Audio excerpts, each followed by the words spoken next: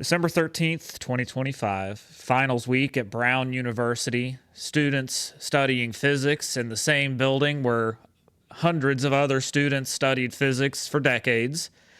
It's the end of an academic semester, it's the end of the year, and it's Christmas. Everybody's happy to go home and see their families for the holidays, but then, gunfire.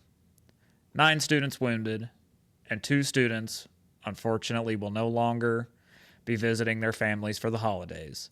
But what do we know about the shooter? The shooter was a guy who sat in those exact same classrooms 25 years ago prior to dropping out. 2 days later, an MIT professor, a leading nuclear fusion researcher, gets murdered in his home. 3 days after that, the shooter's found dead in a storage locker.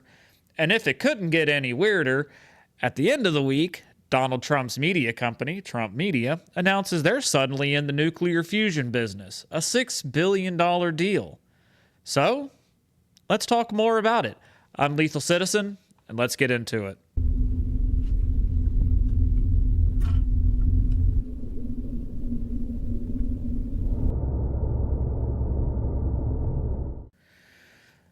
So, like I said, December 13th, 2025, it's finals week. If you've ever been to college, you know that this is when everyone's already on the edge of having a fucking breakdown. The students are cramming, living on energy drinks, spite, nicotine, caffeine, controlled substances. You know, who am I to judge?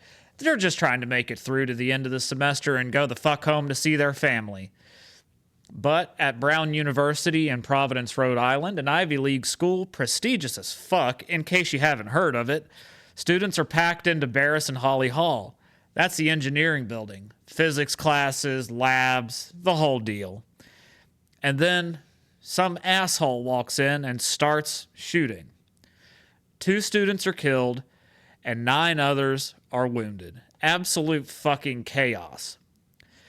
And unfortunately, the victims who died were Ella Crook and Mukhammad Aziz Umurzokov.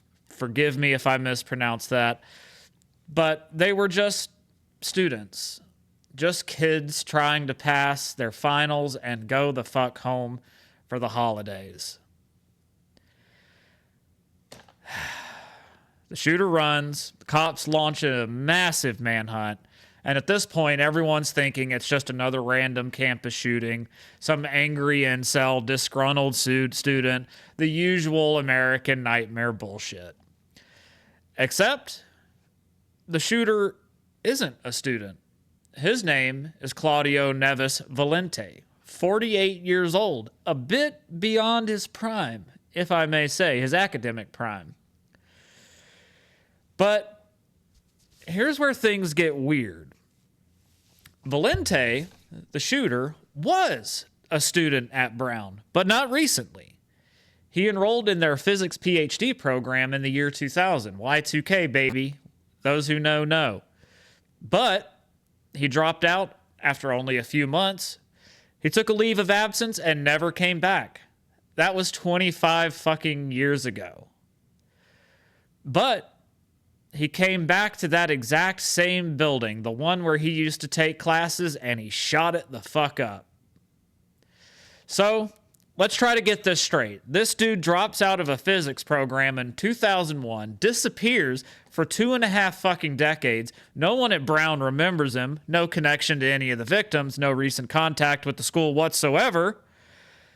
But he holds on to this grudge, or you know, whatever the fuck it was he had going on for 25 years. And then, during finals week, he walks back into that same building and murders 2 random students who weren't even born when he was enrolled. You know, totally normal behavior.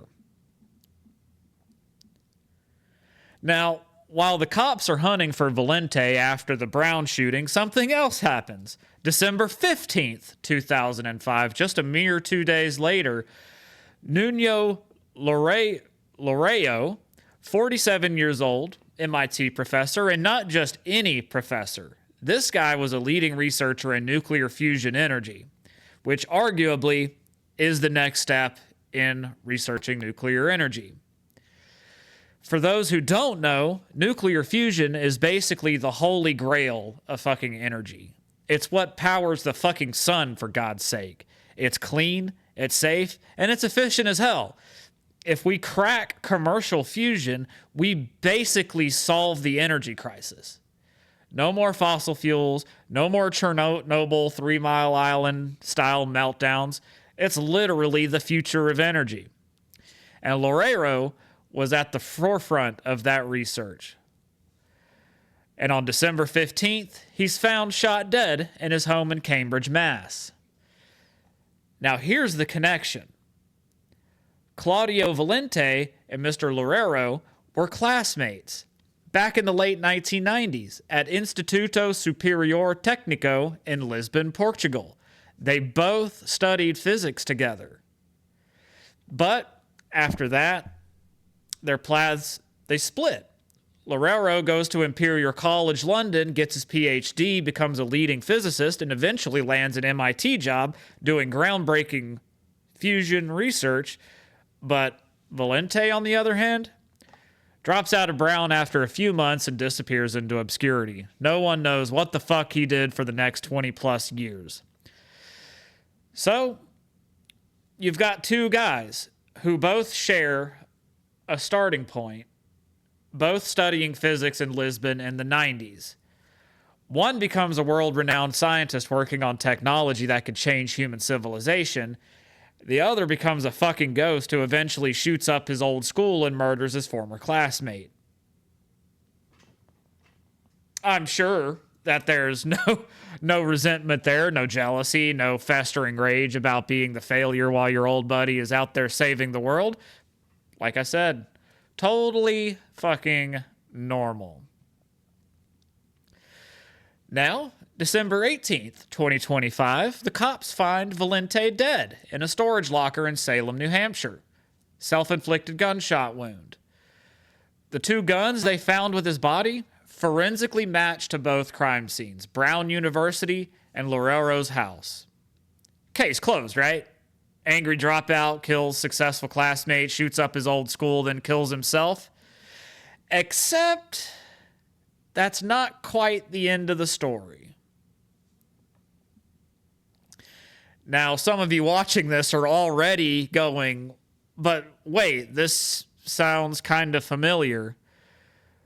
Because those who know, and those who don't, well, buckle up and let's get you caught up real quick. So let's roll the clock back to May 14th, 2022, Buffalo, New York. Tops Friendly Market, mass shooting, 10 people killed. One of those victims was Aaron Salter Jr., retired cop, security guard at the supermarket. By all accounts, a fucking hero. He engaged the shooter that was there, tried to stop him, gave others time to escape. But here's what makes it interesting. Salter wasn't just a security guard and a retired cop. He was also an inventor. He had a YouTube channel where he documented his work developing a water-powered engine. A water-powered engine. Now, I'm not no fucking scientist. I can't tell you if this shit actually worked. But he was working on alternative fuel technology. Technology that, if it worked, would completely disrupt the energy industry. Starting to pick up on a trend here, so let's recap real quick. Aaron Salter Jr., working on a revolutionary fuel technology, killed in a random mass shooting. Nuno Loureiro, working on a revolutionary fusion energy, killed by a random mass shooter. But surely it's just coincidence, right? Right?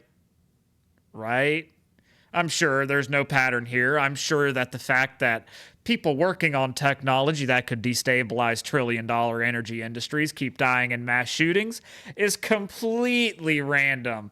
Wink, wink.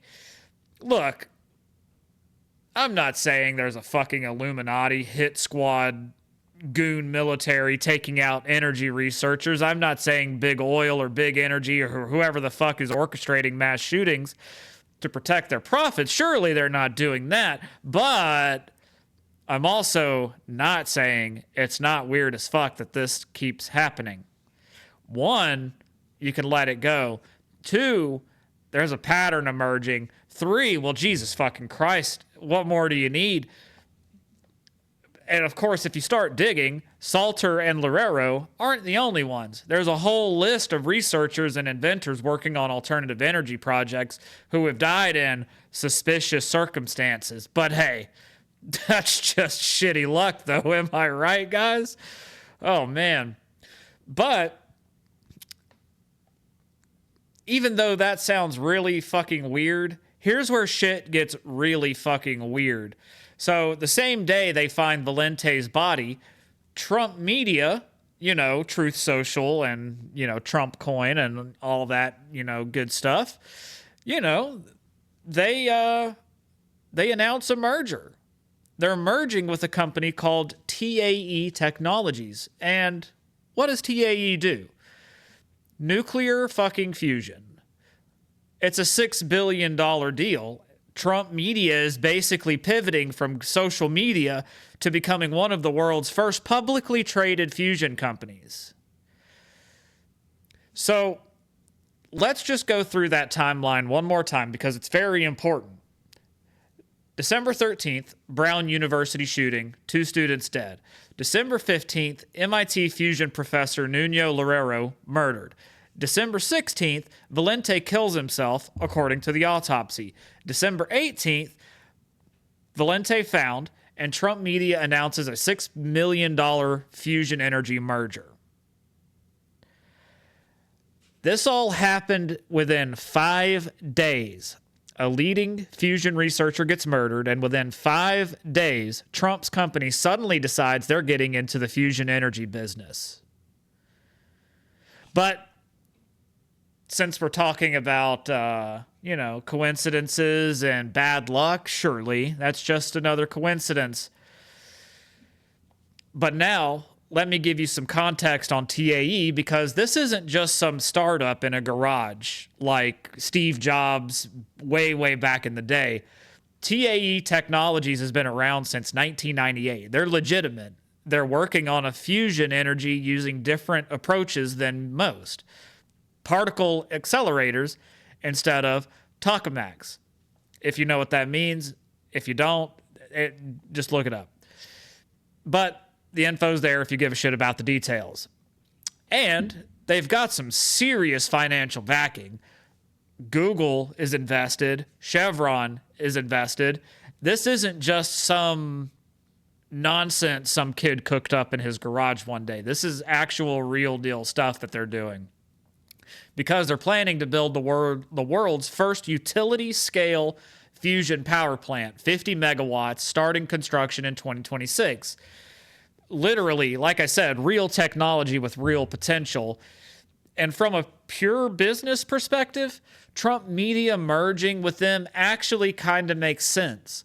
Truth Social is a money pit.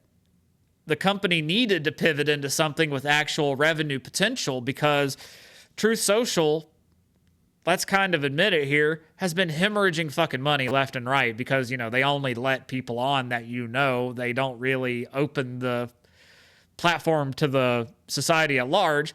But, you know, whatever. But back to TAE, it is fusion energy. It's legit energy, and they're a legit company that they're working on. And if the project actually works, they will spawn a potentially $1 trillion industry, which is crazy. And I'm not going to sit here and say that it's a bad business decision. I'm not even saying Trump's company shouldn't be getting into fusion. I'm just saying that the timing is a little fucking sus. The CEO of TAE said Trump media moved quickly and boldly, direct quote, compared to other potential investors. Yeah, quickly, almost like, you know, potentially there was a opportunity that was about to open up. Weird, right? Quickly and boldly, 3 days after the leading fusion researcher in the country gets clapped. Now, there is one more piece to all of this that is worth mentioning. Claudio Valente came to the United States in 2017 through the Diversity Visa Lottery Program. So, about that, for those who don't know, the diversity visa lottery is exactly what it sounds like. It's literally a lottery. Countries that don't send a lot of immigrants to the U.S., they can enter, and if you win, essentially, you get a green card. It's legal immigration, but it's also really random as fuck without a lot of vetting of these people that they're letting in. And look, I could hear it already. Oh, you're anti-immigration. I'm not anti-immigration. I'm pro-immigration that makes sense. Please come here legally, for the love of God. Follow the process, contribute to society. I'm all for it. Literally all for it. But the diversity lottery is a weird fucking system. There's minimal vetting. It's essentially, congratulations, you won the immigration lottery. Here's a green card. Please don't kill anybody. Have a good day. But here's the kicker. On Valente's immigration paperwork in 2017, he listed Brown University's Barris and Holly building, the building where the shooting happened, as the address of his institution that he hadn't been enrolled at since 2001, 16 years prior, but he's still listing Brown as his institution. Totally normal. Totally. People do it all the time. I do it all the time. Allegedly. But within the context of the story, it's really fucking strange. So, at the end of all of it, what are we supposed to make of all this? And here's what we know for sure. A failed physics student murders 2 innocent students at his old school. He also murders a successful former classmate who happens to be a leading fusion researcher. Within days of that researcher's death, Donald Trump's company announces a $6 billion move into the fusion energy industry. Are these connected? Look, I don't know. I'm not a detective. I'm not claiming to have secret insider information. I'm just a regular guy on the regular internet putting regular bits of a regular story together. And this is what we're left with.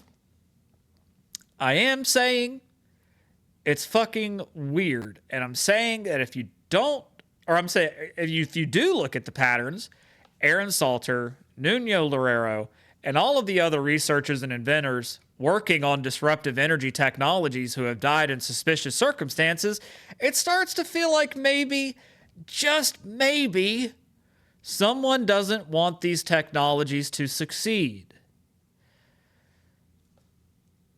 Think about that.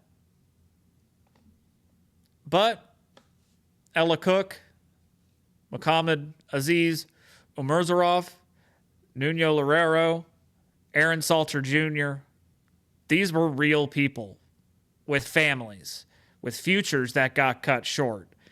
And whether this is all coincidence or something, a symptom of something more sinister, these people deserve better. They deserve to live.